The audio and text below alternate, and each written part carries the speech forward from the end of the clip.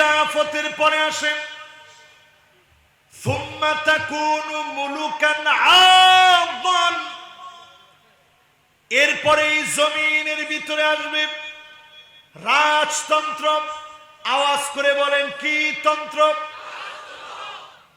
এজিদ কি দিয়ে শুরু হয়েছে? উমাবি, আব্বাসি, মামালুকি, এরপরে যদি আপনি ধরেন জাহিরি, এরপরে যদি আপনি ধরেন অটোমান সাম্রাজ্যের বিশাল হিস্ট্রি, শত শত বছরের শাসন, ইউরোপে মুসলমানদের শাসন, ভারতে শত শত বছর মুসলমান শাসন করলেন, এই সবগুলো শেষে আবার যিনি এগুলাকে উঠায় নিলেন তিনি কে? তাহলে এক নাম্বার শাসনের নাম কি? দুই নাম্বার শাসনের নাম কি? তিন নাম্বার শাসনের নাম কি?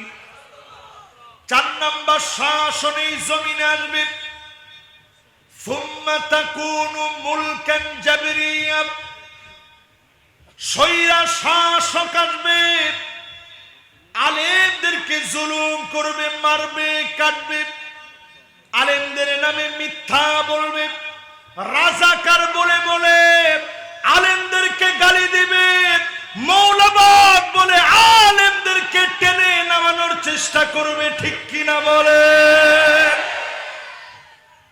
মিলে না? মিলে না? মিললে না? ন মিলবো কার? রসুলের কথা মিললে না? রসুলের কথা ন মিলার কোনো সম্ভাবনা নেই।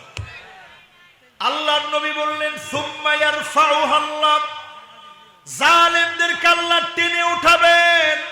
আল্লাহ যেদিন টেনে উঠাবেন, নেতা কর্মী ইঁদুরের গর্ত পর্যন্ত পালানোর জন্য পাবে না।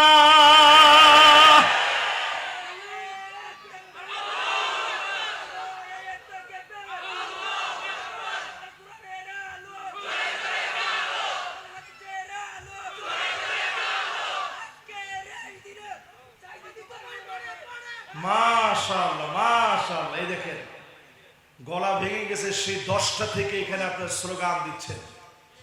গতকালকে স্লোগান দিয়েছেন, আর কত দিবেন? কিন্তু একটু চিন্তা করেন, 16 বছরে তারা আমাদের স্লোগানটাই কেড়ে নিতে পারে না, আর অন্য কিছু বাদ।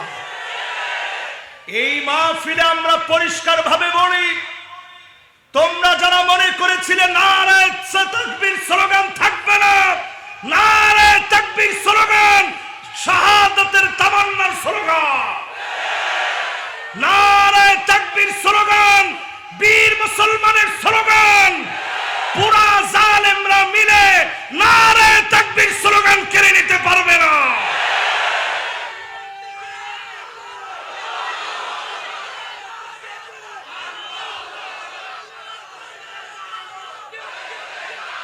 এবার সাথে একটা কথা অ্যাড করে দিই, যেহেতু অনেক মিডিয়া আসছে, আমরা অনেকেই বলি নারে তাকবীর বলা দরকার নেই। কিছু কিছু মলয় আছে না,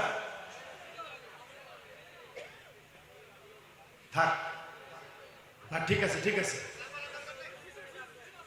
কোনো সমস্যা নেই, ইটের যেমনে ভালো লাগে হেমনে, না না না ঠিক আছে, মাশাআল্লাহ মাশাআল্লাহ। না, ওর মনোযোগ কিন্তু ঠিক আছে, তালও ঠিক আছে। এবার আমার দিকে আপনারা তাকান তো, বলেন তো কয়টা শাসন আসবে? চলে গিয়ে কয়টা? কয়টা বাকি আছে? কয়টা? এবার আপনি নিজে প্রস্তুত কিনা নিজের একটু প্রশ্ন করেন। এরপরে আল্লাহর হাবিব বলেন শাসন আসবে এই দুনিয়ার ভিতরে, সুম্মা তাকুনু খিলাফাতান আলা মিনহাজি নবুওয়াতিন, এই জমিনের বুকে শাসন আসবে, কোরআনের শাসন, এমন শাসন আসবে সারা দুনিয়ার ভিতরে জায়গায় জায়গায় বিজয়ের ধ্বনি বেজে উঠবে। ঠিক কিনা বলেন?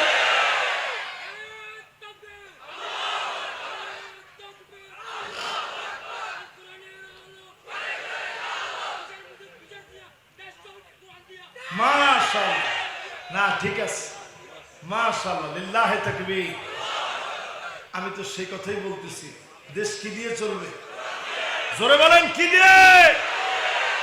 আচ্ছা, আমরা ডাইরেক্ট কোনো নাম কই আর অ্যাটাক করা দরকার নেই, ঠিক আছে তো? দেশটা চলবে কোরআন দিয়ে। এটা আওয়ামী লীগের লোকদেরকে বলি, বিএনপির লোকদেরকে বলি, জামাতের লোকদেরকে বলি, যতজন এখানে বসছেন, সামনে কোন রকমের লাইন বিচ্যুত হওয়ার কোনো সিস্টেম নাই। যদি বিচ্যুত হন, আল্লাহর নিজের বাহিনী দিয়ে 6টা আযাব আসবে। কটা? এই ওয়াজটা বাংলাদেশের কোথাও আমি করি নাই, কারণ গত 16 বছর করলে ইতেরা আর মারি ফেলে, ডাইরেক্ট মারা। এখন করার পরে ঠিক দেখতে পারবো কিনা ইনো নওয়াজ। ওই দিনে এক জায়গায় আলোচনা করি, নামতেছি, কয় যে হুজুর সব কোরআন হাদিস কি 16 বছরের নাজিল হয়েছে, 6 মাসের কিছু নাজিল ন? চিন্তা করলাম, আল্লাহ রে আল্লাহ। আমি বললাম কে, তারা বুঝলো কি? ওনারা বুঝুন তো, আলহামদুলিল্লাহ। বুঝেন না? 1 নাম্বার শাস্তি আসবে ইমারাতুস সুফাহা, গাদা গর্দব গুলা দায়িত্বে আসবে। এখনো যদি ঠিক না হন, কোরআনের দিকে না আসেন, নির্বোধ গুলা ক্ষমতায় আসবে। টুপি থাকবে ঠিক, মাথা থাকবে না পরার জন্য, ঠিক কিনা বলেন? এটা আমার কথা নয়, আল্লাহর নবী বলেছেন ইমারাতুস সুফাহা।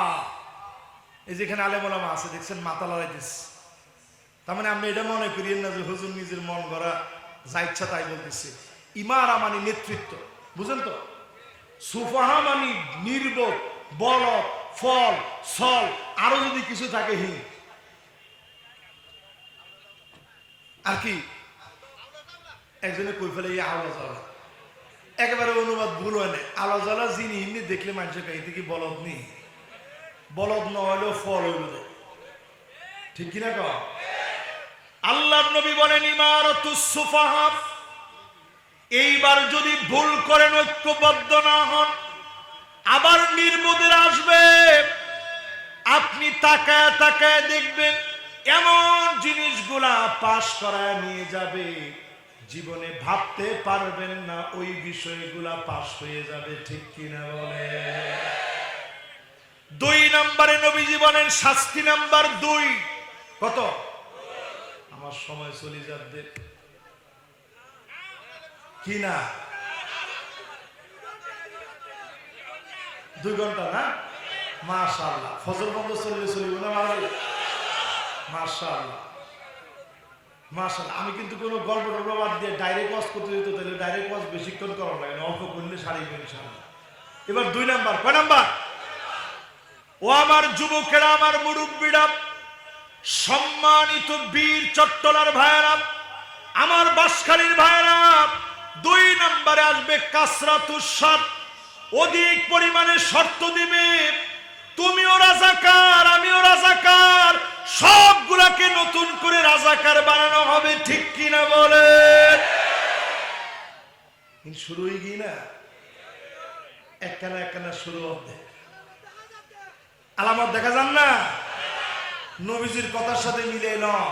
নবীজি বলছে কাসরাতুস শর্ত, নানা রকমের শর্ত আসবে। আলেমদেরকে যারা মৌলবাদী বলেন, কণ্ঠ থামান, আল্লাহর গজব আসার আগে, ঠিক কিনা বলেন? এরপরে আমার ভাইয়েরা 3 নাম্বার। ক নাম্বার? কয়টা শাস্তি আসবে খেয়াল আছে?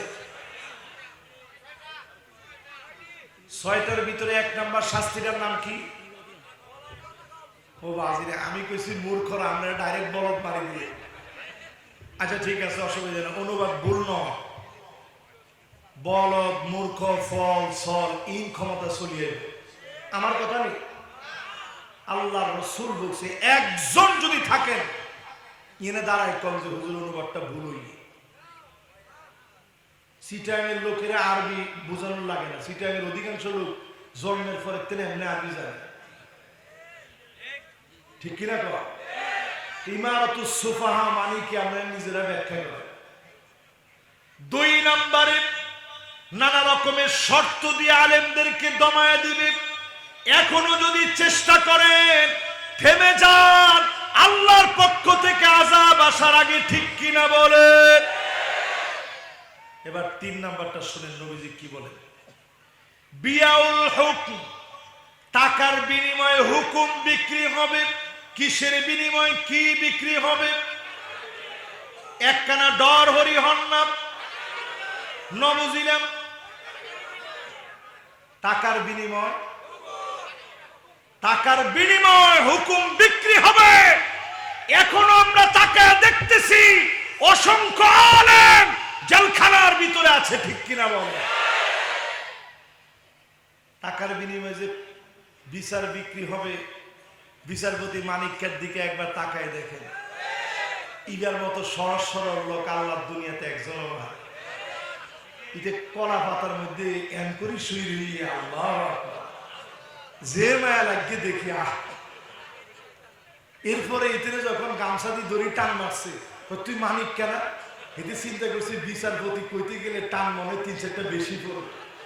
এই জন্য হিতে কাজে হ্যাঁ আমি মানিক কে কি রে তোর জোর কই গেল, হেতে বকুসা করি দেখা আর রূপ গে মরি যে বেশি দিন ন আছে। কয়দিন আগে তো টকশোর ভিতরে তোর গলা কত উঁচা ছিল। পরিষ্কার ভাবে শোনা দিতে চাই, টাকার বিনিময়ে আইন বিক্রি হবে। তাকায় দেখেন এই মাহফিলে যারা আলোচক ছিল অধিকাংশ আলেম জেলখানার অন্ধকার প্রকোষ্ঠের ভিতরে ছিল। বিনা দোষে, দোষ না করার অপরাধে বিয়াউল হুকম, টাকার বিনিময়ে হুকুম বিক্রি হয়েছে। আইনজীবী